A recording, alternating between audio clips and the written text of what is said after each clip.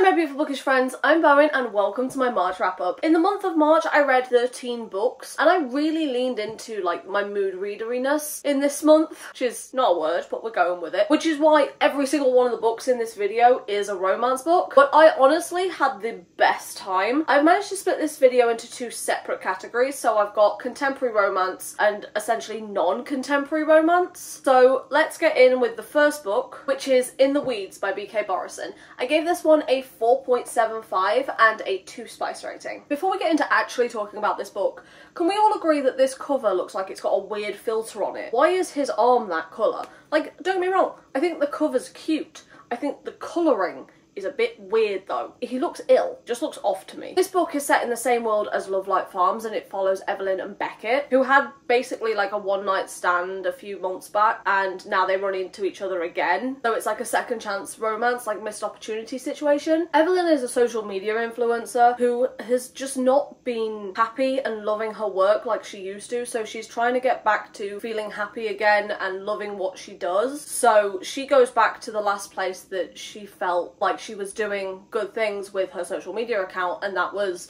Love Like Farms, which puts her back in the path of Beckett. Now, she's not going for Beckett, she's just going to find herself. I don't want to say this is the best book in the series, but I definitely preferred this one to Love Like Farms. I love all the side characters in this world as well. I can't wait to continue with this series. This is not a book to pick up if you want the drama. If you just want something cute and sweet and wholesome and just like a quiet love story, pick this one up. This is Cozy Sundays by the Fire. That's this vibe. This was just so sweet and wholesome and I love these two together. I love them individually as characters. Beckett is like the most selfless man ever to ever exist. I mean, he doesn't exist, but that's besides the point. The point is he's selfless and I love him, and he's a cat dad.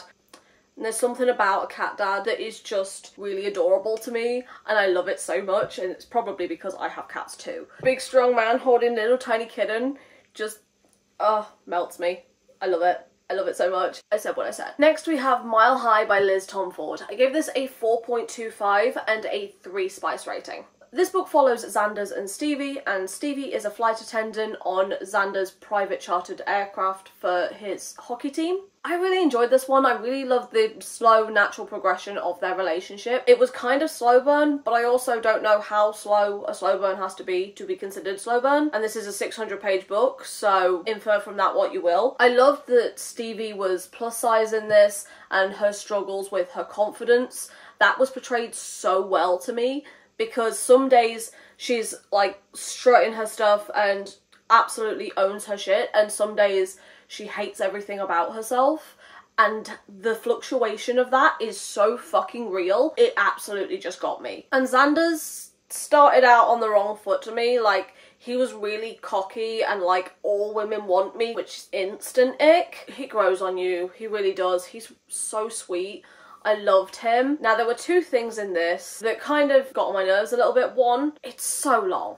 Like, there is no need for this to be 600 pages, there really isn't. The other thing, and this is petty, and I'm aware of it, it says that she's a flight attendant 69 times. You don't need to mention it that often. There are scenes of them where she is doing her job and she is at work, so they know what she does for a living. You don't need to mention it that often. Because I can promise you, it's not even that serious. Like, it's not even a job that she's really passionate about, so you don't need to mention it that often. That got really annoying really quickly. But other than that, I really loved this. I am so looking forward to reading the next book in this series. And so help me God, if we don't get Rio's book, I'm gonna riot. Next we have Before I Let Go by Kennedy Ryan. I gave this book a 4.5 and a 3 spice rating. I don't really know how to talk about this book because one of the major things in this book, it isn't on the synopsis, but it is in the author's note on the first page, so I'm gonna count that as not a spoiler since it's literally at the very front of the book. If you want to know absolutely nothing about this book going in, it broke my heart and I cried, and maybe skip to the next book. But big trigger warnings in this for death of a loved one, depression and stillbirth. This book is about Yasmin and Josiah, who got divorced 2 years ago. They're still in each other's lives because they have 2 kids together and they run a business together. But after Josiah's aunt passed away, who practically raised him, and Yasmin had a stillbirth, pretty much back to back. Their grief impounded their relationship, so they ended up getting a divorce. These two characters didn't know how to handle their grief, and they couldn't come back to each other until they'd processed that. Now, second chance romances are not ones I normally reach for. If it's a missed opportunity second chance romance, I'm more likely to reach for it, but failed relationship second chance romance, there's just something about it that just doesn't really work for me. While I wasn't the biggest fan of the relationship in this, the topics of grief and the human condition absolutely sold this fucking book to me. The way it was done was with such care and consideration, and it was so raw and real, and it fucking broke my heart. And the writing in this is so good, and seeing these characters heal themselves after such a devastating loss, and the way that loss not only impacted our main two characters but the people around them as well, like their kids, and how the divorce and going through the loss impacted the children. It was just so heartbreaking that I definitely recommend it, but y'all are gonna need tissues. I was not okay. Next we have Iris Kelly Doesn't Date by Ashley Herring Blake. I gave this one a 4.25 and a 2 spice rating. This was my first sapphic romance that I'd read in quite some time, and I really enjoyed this. Iris was just a pure chaotic mess that I may have related to just a little bit too much, and Stevie was just so sweet and awkward, and I just loved them together. And Stevie deserved better friends, especially Audrey. I know that that's her ex. Why are you still trying to be best friends with your ex? That just feels really awkward to me, especially someone you were with for as long as they were together. Like, you need to put some distance until you're okay enough to be able to handle it. But this is like a little bit of fake dating as well. This is the first book I've read by this author. Maybe this is me being nitpicky, but the way that she described every single character by their race and sexuality before any other characteristics was a bit like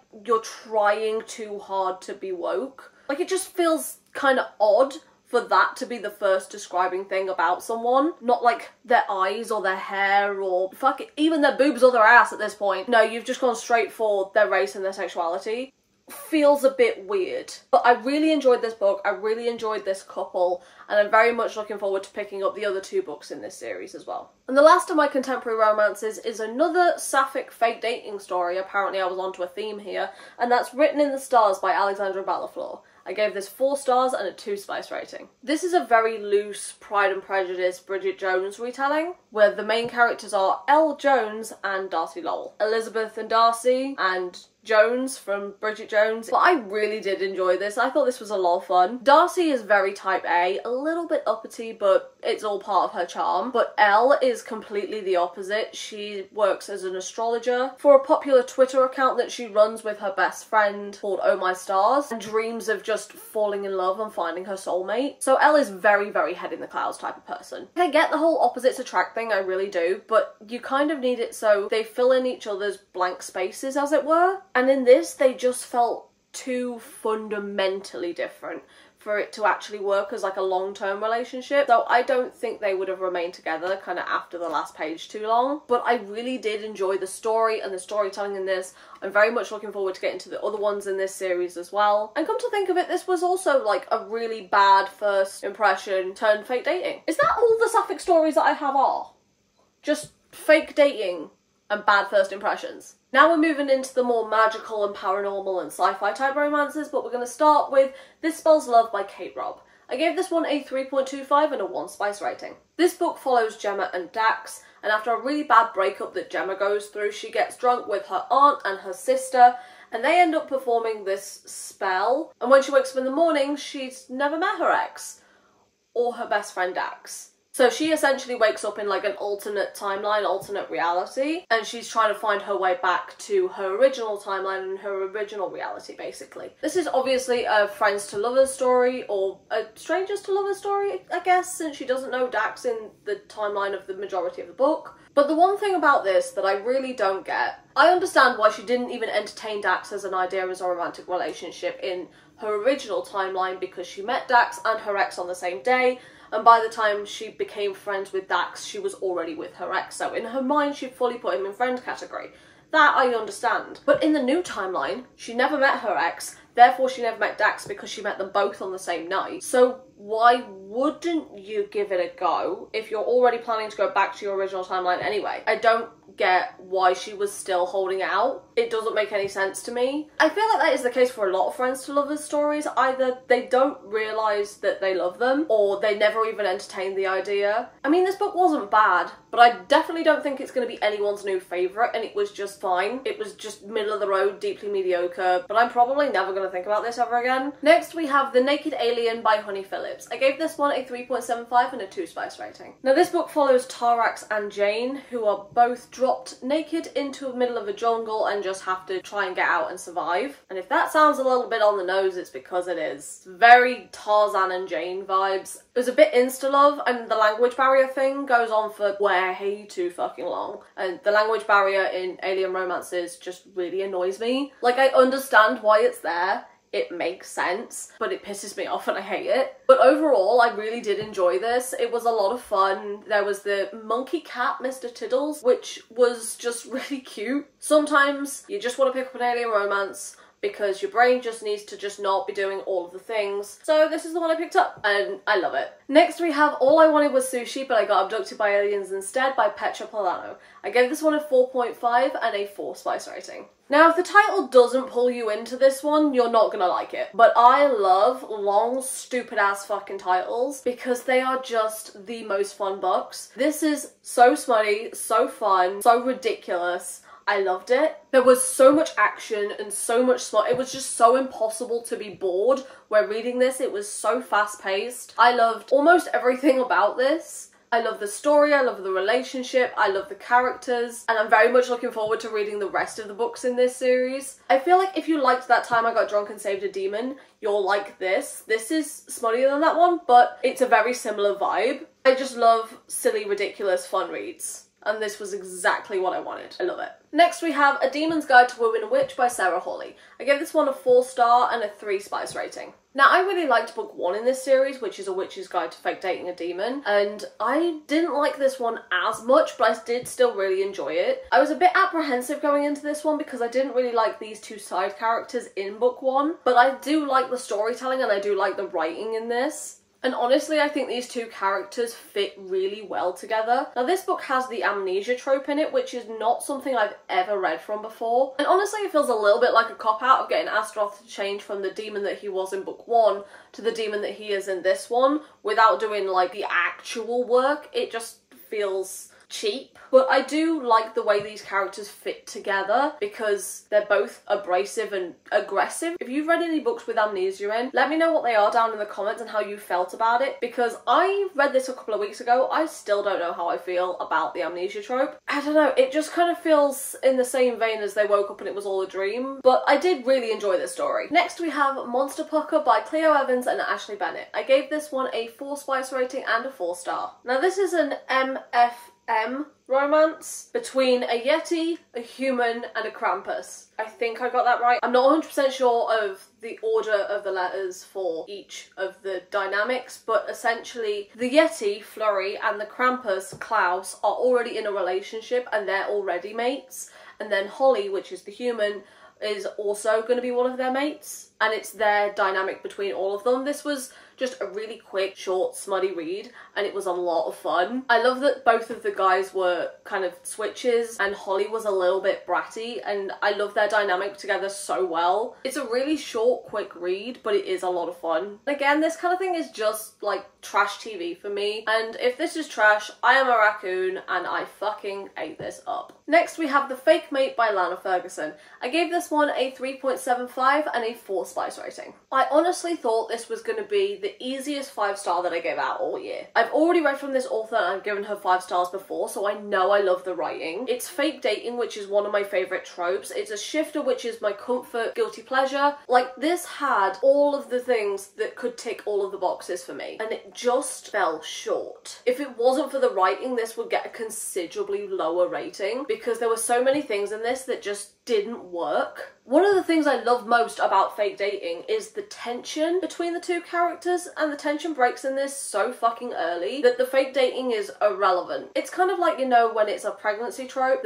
that's the reason these two characters are like pushed together. It's giving the same sort of energy of this. I didn't really buy the connection between these two characters either. It just felt very pheromones and not much emotional connection. And the miscommunication in this as well. These two main characters could not talk about their feelings if it was the last thing on earth and that could save their life. They couldn't do it. And it was really, really frustrating. Now, don't get me wrong, I did really enjoy this. I don't know what this author puts in her books, but it's like crack to me. There were things in this that just annoyed me. So I don't know why I ended up giving it a 3.75, but I just couldn't bring myself to rate it any lower. If I was being completely objective about it, it would be more like a 3. But I don't know what it is. Maybe I'm just biased. I'm probably just biased. But this is actually one of my most disappointing reads of the year so far, which is kind of sad. Next we have Traded for Their Pleasure by LV Lane. I gave this one a 3.75 and a 5 spice rating. This is another Why Choose romance between Megan, Drew and Liam. In this book, Megan's husband makes a really shitty deal with the wrong people and ends up not being able to pay, so he trades his wife Megan as a form of payment, and Liam and Drew accept. I think this was meant to be historical because it was very historical, like in language. They put happen at the start of almost every other sentence. It was kind of weird, and it didn't really make all that much sense. But the main thing about this that really kind of got on my nerves is when Liam and Drew would consistently speak about her instead of to her, and she's literally in the room. And it feels like they didn't actually have much of a conversation with her. They just had conversations with each other about her, and it felt kind of dehumanizing. Like, I get it, they're barbarians and stuff and whatever, but like it made her come across as more of an object than a person, and I didn't like that. It just made me feel uncomfortable. But this book overall was quick and fun and smutty, and it was just a good time, and I'm very much okay with that. And the final book I read in the month of March was Bride by Ali Hazelwood. I gave this one a 4.5 and a 2 spice rating. This book has been literally everywhere, so obviously I had to pick this up. And for everyone's talk of knotting in this, I figured there'd be more of it. I guess they just haven't read a book like this before. Were y'all not reading fanfiction at 14 years old? This was such a quick, fun, fast-paced read between Misery and Lo, who are a werewolf and a vampire. Now, there is a bigger plot behind it, but it was a vampire-werewolf arranged marriage, and let's be honest, that's all I wanted to know going into it. But I had such a fun time reading this book. There were things in this that just were a little bit off, like the world building. You can tell she's never had to actually do real world building before because it felt kind of heavy-handed and info dumpy. And the third act breakup, quite frankly, can go do one. But I really enjoyed this story. This was so much fun. I get why everyone is talking about this. It's just such a quick binge read. And honestly, I could read this again and again just because it was so much fun. Now, I've read all of Ali Hazelwood's adult books so far, and this one doesn't read like any of the others. Now, she normally writes Tiny Little Women, Tall Man, and A Woman in STEM. Now, it kind of is a woman in STEM because Misery is very good with like computers and hacking and that kind of thing. She's nearly 6 feet in her heels. So that is actually, you know, something new and different for Ali Hazelwood, and I love that. Now, don't get me wrong, Lo, still very, very tall man, but we love a statuesque queen in this house. And maybe I'm biased because it's my comfort genre, but this is my favourite Ali Hazelwood so far. And that's all the books that I read in the month of March. Honestly, I had such a good reading month and I enjoyed the majority of the things that I read, and you really can't ask more than that. So if you got this far into the video, then leave the heart emoji in the comments down below in your favourite colour. But for now, thank you so much for stopping by. It has been lovely having you here, and I hope to see you in another video coming very soon. Bye.